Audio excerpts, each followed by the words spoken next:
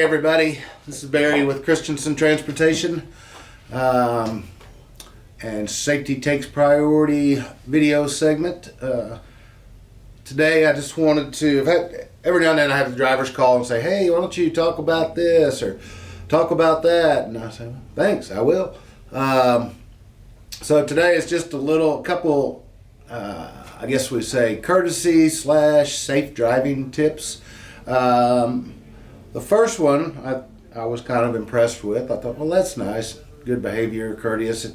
So I'll call it friendly Finema, because Steve and Holly Finema came to me and said, we're driving down the road and we watch people and you'll see, a car go out and start to go around a truck, and the truck's maintaining the speed and the car's sitting there beside it for a while, and eventually the car will pass the truck.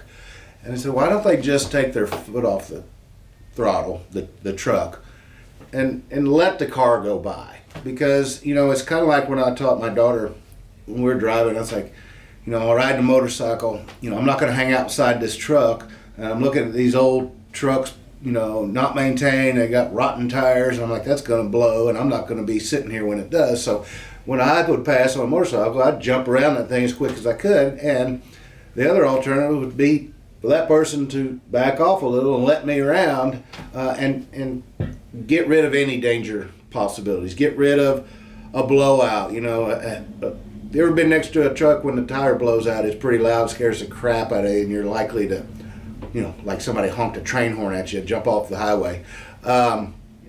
That, not to mention the blind spots.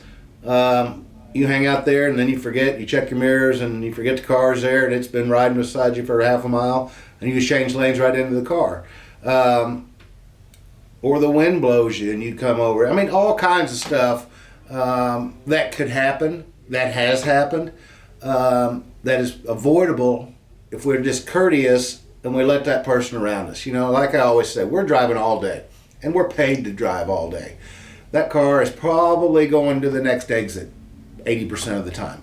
So let them get by, back out just for a second, let them, it doesn't take much, then get back on and continue your day and be safe and say, hey, that was a nice truck driver. They let me in. Pretty cool. Give us a better reputation. So that's the friendly Finema side. And then I had Mr. Rodriguez call, and he said, Barry, I had the crap scared out of me today, and he's driving in Oklahoma, and for whatever reason, the wind's pushing him, right, or against him. I can't remember which one of the two, and he changes direction. The interstate kind of goes around a bend, and now the wind is on his side, but it happens pretty quick.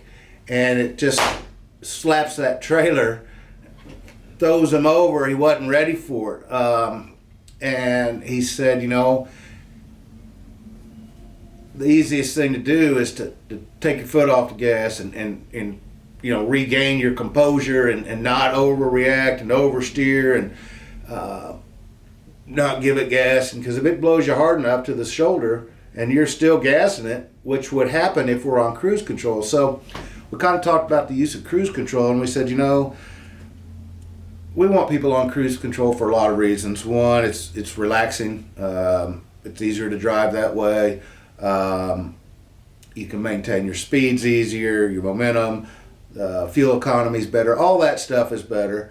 But then there's certain times when we don't want you on cruise, and that's adverse conditions. That's snow, that's ice, that's heavy rain, all that stuff. But the one time that's kind of in between that is fog. That forward radar on that truck is there to help you. It's there to see stuff that you may not see, and it cuts through that fog. So, does that mean you get out in the left lane and go the speed limit in the fog? No, absolutely not.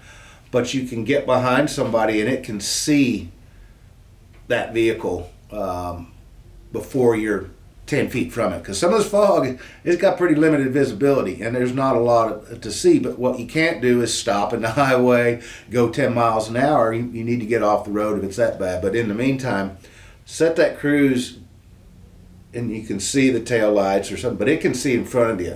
We don't want to rush through the fog, come up with somebody that's really going slow, maybe doesn't have their lights or their hazards on it, and have an accident. So,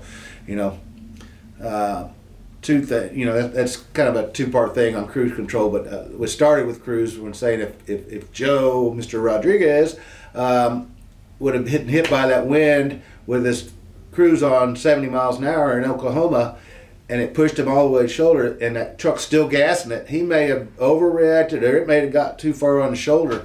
In high winds, be prepared, and that may mean take that thing off cruise control. And I was telling him that we used to have this problem coming back through Wyoming with real light loads. We hauled compact disc cases, and it was really light, and we kept turning the trucks over, and I'm like, how are we doing this? We're out in the middle of nowhere on straight roads. Well, it was because that wind is always blowing so hard north to south, and we're in it all day, and it's fine when you're in it. You get used to it, you turn the steering wheel, the truck leans, you're great. But we would go under these underpasses, and it would stop the wind for a second, and when we'd come out the other side, it would just slap that trailer so hard and so quick, and we're moving at a fairly good speed through there, and it was such a light load, it just blew us over every time. So be prepared for wind, and be prepared for it to stop and start. So don't, no different than that forward radar. When somebody pulls out, it's going to see it and it's going to slow you. You're prepared for that to happen. Prepare for the wind to hit you when you change directions into it, or when you come under an underpass or pass a building or another truck's beside you, and then all of a sudden it's not, and that wind hits you again. Be prepared for that. Don't overreact. Just be ready for it. So a couple things I thought were good tips from the drivers, and we'll gladly put anything out there that we feel is for safety or for the good of people. So once again, thanks for being at Christenson Transportation. If you're not, shame on you. Come on over. We've got a pretty good crew, and thanks for being where the truckers truck and safety takes priority.